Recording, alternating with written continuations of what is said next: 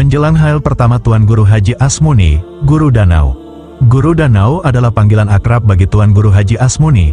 Nama Danau yang dilekatkan pada dirinya sebenarnya merupakan nama singkat dari tempat kelahiran dan tempat tinggalnya, yaitu Danau Panggang. Danau Panggang merupakan salah satu kecamatan di wilayah Kabupaten Hulu Sungai Utara yang terletak sekitar 24 km dari kota Amuntai. Guru Danau dilahirkan pada sekitar tahun 50-an di Danau Panggang. Ada yang menulis tahun 1951, tahun 1955, dan ada pula yang menulis 1957 sebagai tahun kelahirannya. Ayahnya bernama Haji Masuni dan ibunya bernama Hajah Masjubah. Guru Danau merupakan anak ketiga dari 8 bersaudara. Ayahnya berasal dari daerah Danau Panggang, sedangkan ibunya berasal dari daerah Marabahan yang kemudian pindah ke Danau Panggang. Guru Danau hidup di lingkungan keluarga yang sederhana dan taat beragama. Orang tuanya dahulu bekerja sebagai buruh kapal atau buruh angkut dengan pendapatan yang pas-pasan. Pendapatan yang pas-pasan itu tidak menghalangi semangat orang tuanya untuk membiayai pendidikan anaknya. Guru Danau menempuh pendidikan tingkat dasar di Madrasah Ibtidaiyah di lingkungan Pondok Pesantren Mualimin Danau Panggang dan menempuh pendidikan tingkat menengah di Madrasah Sanawiyah di tempat yang sama. Setelah itu beliau meneruskan studinya di tingkat atas, Aliyah, Ulia, di Pondok Pesantren Darussalam Martapura. Selama belajar di Pondok Pesantren Darussalam, Guru Danau belajar dengan beberapa ulama, tuan guru berpengaruh yang bertebaran di wilayah Martapura yang diantaranya adalah Tuan Guru Haji Saman Mulia, Tuan Guru Royani, dan Tuan Guru Haji Muhammad Zaini bin Abdul Ghani Al-Banjari atau Guru Ijai. Bahkan setelah memiliki pengajian dan pesantren sendiri, secara rutin Guru Danau tetap mengikuti pengajian Guru Ijai di Martapura, baik ketika masih di Keraton, Langgar Darul Aman, maupun setelah pindah ke Sekumpul, Langgar Ar-Raudah. Guru Danau terus mengikuti pengajian Guru Ijai sampai sang guru meninggal dunia pada tahun 2005. Setelah tamat di Pondok Pesantren Darussalam, Guru Danau sempat pulang ke kampung halamannya. Tidak lama kemudian, yaitu pada tahun 1978, atas anjuran Guru Ijai, beliau kembali belajar di Pondok Pesantren Datuk Kalampayan di Bangil, Jawa Timur. Di sini beliau belajar dengan ulama karismatik keturunan Syekh Muhammad Arsyad Al-Banjari, yaitu Tuan Guru Haji Muhammad Syarwani Abdan atau Guru Bangil, wafat 1989. Dengan ulama besar ini, Guru Danau mendapat bimbingan spiritual, suluk, dan belajar secara khusus dengan Guru Bangil dalam waktu tertentu. Selain ke Bangil, Guru Danau juga berkunjung ke sejumlah wilayah di Pulau Jawa seperti Pasuruan, Jember, Malang, Wonosobo, Purwokerto, Solo, dan Yogyakarta untuk menemui ulama dan habaib yang ada di sana. Di antara ulama atau habaib yang beliau datangi adalah Kiai Haji Hamid Pasuruan, Habib Solid Al-Hamid Jember, Mbah Malik Purwokerto, Kiai Syakur Wonosobo, Habib Abdullah bin Abdul Qadir Bilfakih Malang, Habib Anis Al-Habsyi Solo, dan Habib Ahmad Bafakih Tempel Yogyakarta. Kepada ulama dan habaib ini, Guru Danau belajar sejumlah ilmu, amalan, dan mengambil tarekat tertentu. Kegiatan bersilaturahmi dan belajar singkat dengan sejumlah ulama dan habaib di Jawa ini dilakukan oleh Guru Danau untuk mendapatkan keberkahan ilmu dengan bertemu dan belajar kepada mereka.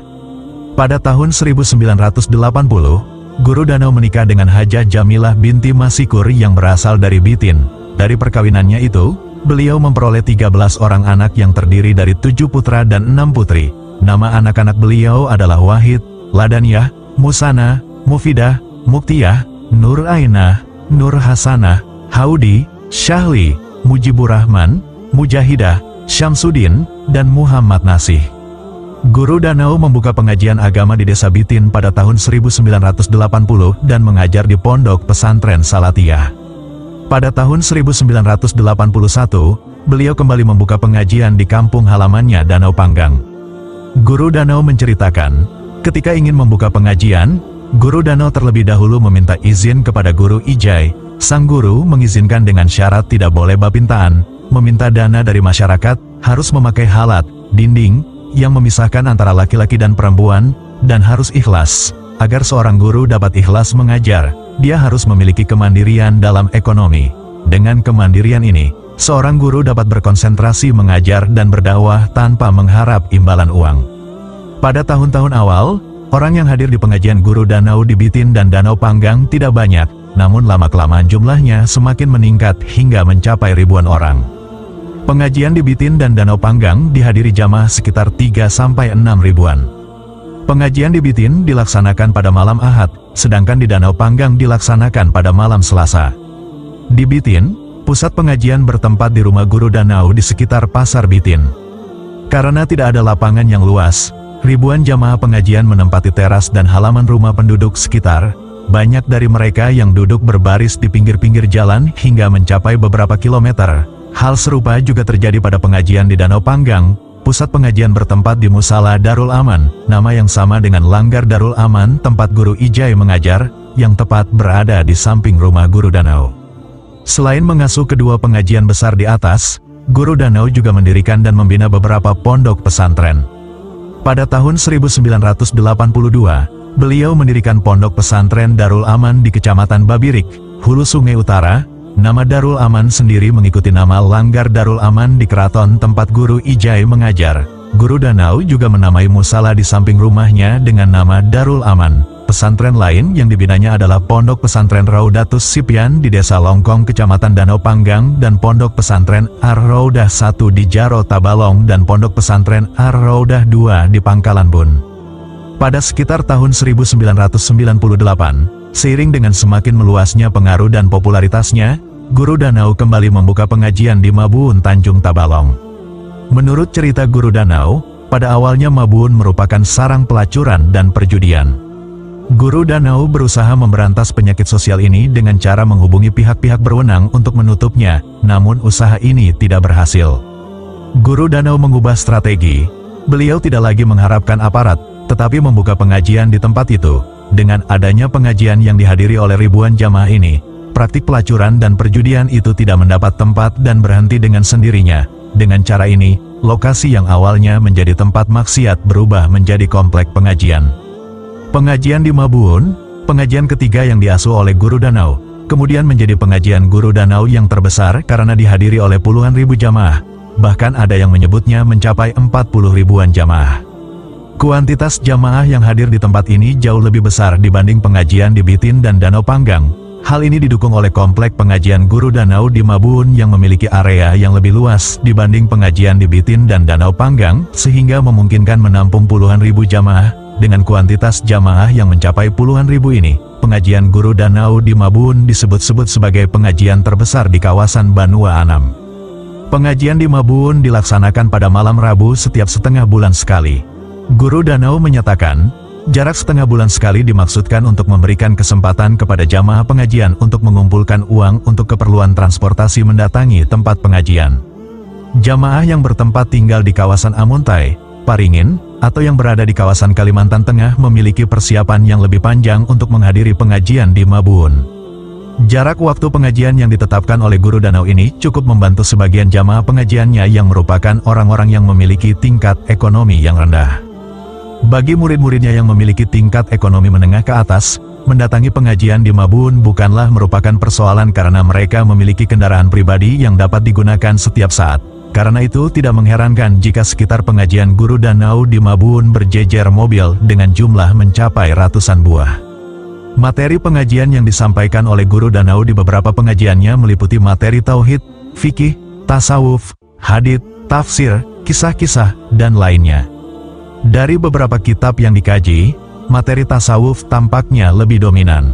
Beberapa kitab yang pernah diajarkan oleh Guru Danau di pengajiannya yaitu Irsyadul Ibad, Syekh Zainuddin Al-Malibari, Nasaihul Ibad, Imam Nawawi Al-Bantani, Maraki Al-Ubudiyah, Imam Nawawi Al-Bantani, Risalah Al-Muawanah, Habib Abdullah Al-Haddad, Nasaihud Diniyah, Habib Abdullah Al-Haddad, Tuhfatur Ragibin, Syekh Muhammad Arsyad Al-Banjari, Syarah Sitin, Syekh Ahmad Ramli, dan Tankihul Kaul, Imam Nawawi Al-Bantani.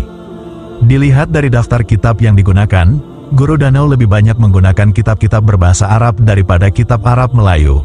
Walaupun begitu, pengajiannya tetap mudah diikuti oleh jamaah karena isi kitab-kitab itu diterjemahkan dan diberi penjelasan yang mudah oleh Guru Danau.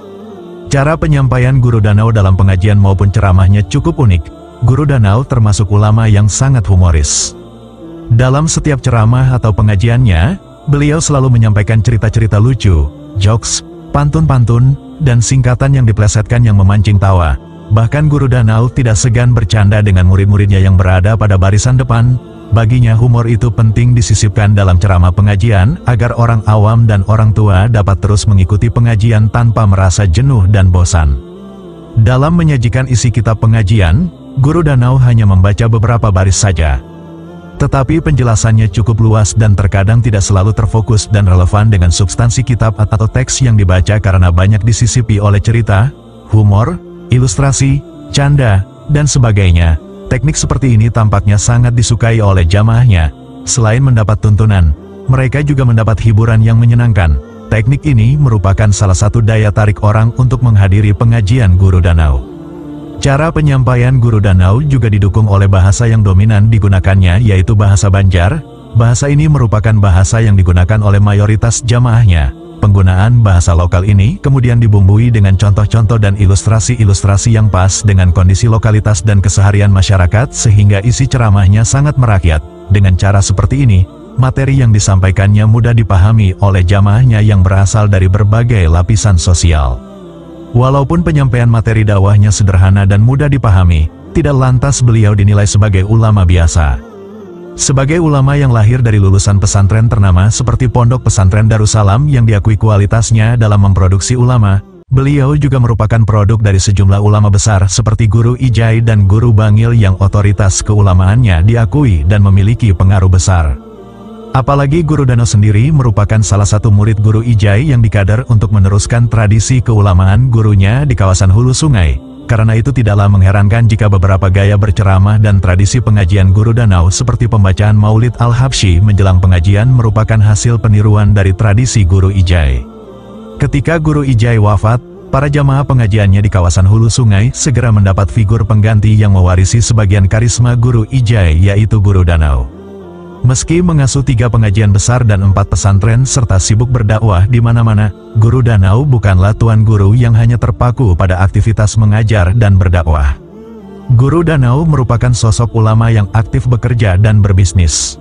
Sejak muda beliau sudah sibuk bekerja. Berbagai usaha telah beliau lakukan seperti bertani, berdagang, dan bisnis lainnya. Dengan kegigihannya berbisnis, beliau dikenal juga sebagai ulama yang memiliki kekayaan dan penghasilan besar dari beberapa usaha bisnisnya. Dari beberapa bisnis Guru Danau, yang terpenting adalah usaha emas dan sarang burung walet di daerah Tanjung. Usaha ini, terutama usaha sarang burung walet, mendatangkan keuntungan besar. Dari usaha sarang burung walet, Guru Danau dapat meraih keuntungan miliaran rupiah. Usaha burung walet ini dipelajarinya dari seorang Habib di Jawa. Usaha lainnya adalah membeli tanah sebagai investasi. Tanah itu bisa dijual lagi suatu saat nanti. Dengan pendapatan yang besar dari bisnisnya, wajar jika Guru Danau menjadi orang kaya. Beliau memiliki banyak rumah dan memiliki beberapa mobil mewah jenis Alphard. Dengan mobil Alphard yang dimilikinya, Guru Danau dapat bepergian kemana-mana dengan nyaman.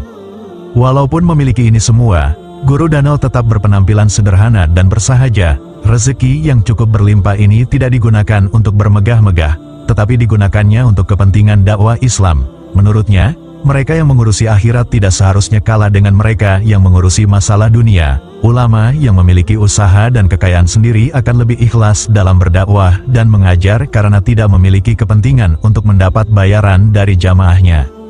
Dengan kemandirian dan kekayaan yang dimilikinya, Guru Danau dapat membiayai semua pembangunan komplek pengajian dan pesantren yang didirikannya tanpa bantuan pihak lain.